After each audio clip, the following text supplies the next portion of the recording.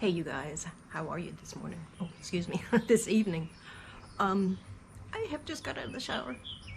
We did some mowing today and I've been inside cleaning and got all hot and sweaty, so just ignore my dripping wet hair. But you know, I've got some news in the past couple of weeks, and it seems like no matter how hard I look at this document, it doesn't change. And you never think it's going to happen to you until it happens to you. I went for a mammogram, my first ever mammogram, back in March, early April. And because I've never had one before, something popped up they thought was weird. So they're going to like, okay, it's probably nothing, but we're going to do a second one just to make sure. I was like, okay. So I went in and had another one done. And it popped up something weird. We want you to do a biopsy, but it's probably nothing. So I went and had a biopsy done, thinking it was probably nothing. Well, guess what? It wasn't nothing. It was something. Invasive ductal carcinoma, stage 1. Now the good news is that if I hadn't gone for that first mammogram in my entire life, they would have not found it this early. And it's very small. It's not something that would have even been felt on a regular breast exam. And they told me, that was the good news. The bad news is, of course, it's cancer.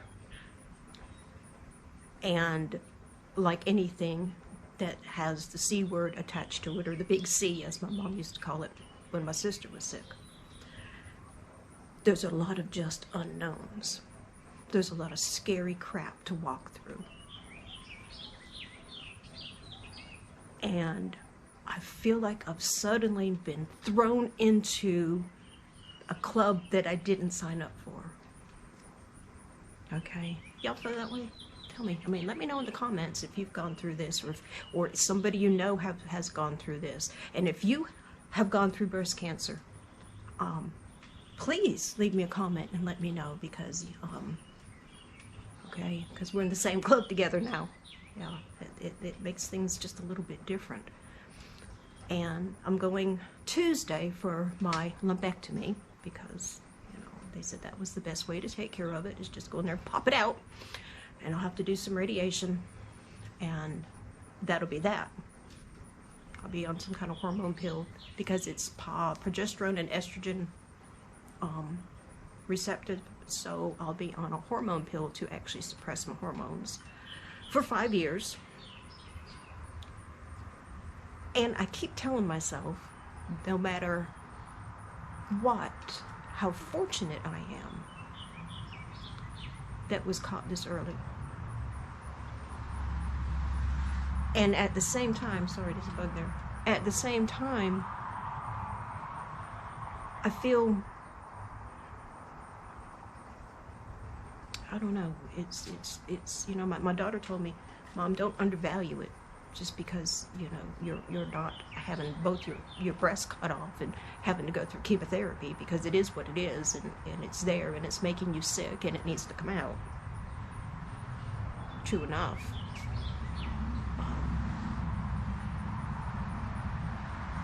But I just never thought I'd be here. And I don't guess any of us that have cancer, that's what we think. We think, it's not going to happen to us. It's going to happen to the lady next to us, or the guy next to us, or the person down the street, or, somebody else. And my sister had ovarian cancer, and she died very young. She was 25 when she died. And I'll tell her story another day. And my stepfather had pancreatic cancer, and he was in his 60s when he died, and I'm like, okay, right on the verge of 60. And so I was like, oh my gosh, I wasn't, so all of a sudden it just doesn't matter anymore. You know, things just time and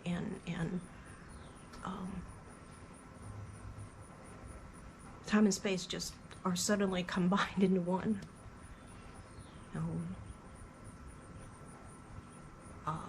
But the closer Tuesday gets, the more nervous I get. That's why I was in the house cleaning, because I'm a clean freak. Now, I'm not a clean freak, but I clean when I'm nervous and when I have a lot of extra unused energy.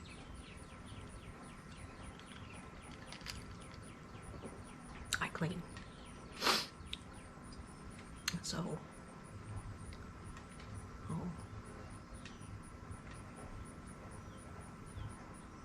you know, we got a book to read, breast cancer survivor. My husband got a book to read, you know, caretaker. His book was a lot thicker than mine. Got a lot of numbers to call in case we need them. Have a, you know, a navigator, because now I'm dealing with surgeons and anesthesiologists and radiation oncologists and medical oncologists and all kinds of just you know, just it's a great big huge party. All these people. And of course they're going to test my lymph nodes to make sure it hasn't gone there, and hopefully it has. At this stage I'm hoping no, but there's always that but, you know, because I'm looking at it like, well, you know, they told me it was going to be nothing, and it was. So I'm leaving the door open for the just in cases, because they're very, very possible that they can come, you know. And I'm sorry, I don't mean to sound so somber. Excuse me, I actually haven't really felt anything one way or the other until, you know, because I've been trying to push it to the back of my mind and don't think about it, don't think about it, don't think about it. And then, okay, in 3 days it's Tuesday, so it's time to think about it. But no, never thought it was going to happen to me. Suddenly everything is pink. And everything is different. You know, you've been thrust into that, and everything is different, you know. So if you're a breast cancer survivor, I'd love to hear from you. Leave me a comment. And, give me some advice if you have any. What to expect, because I'm in the world of the unknown right now.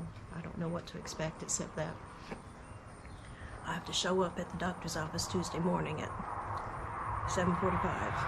Oh, excuse me, 8:45. That's it. And it's good to see you guys. And I'll pop in another time, and we'll have something a little bit more pleasant and happy to talk about. Okay? Thanks for stopping in. I'll see you soon.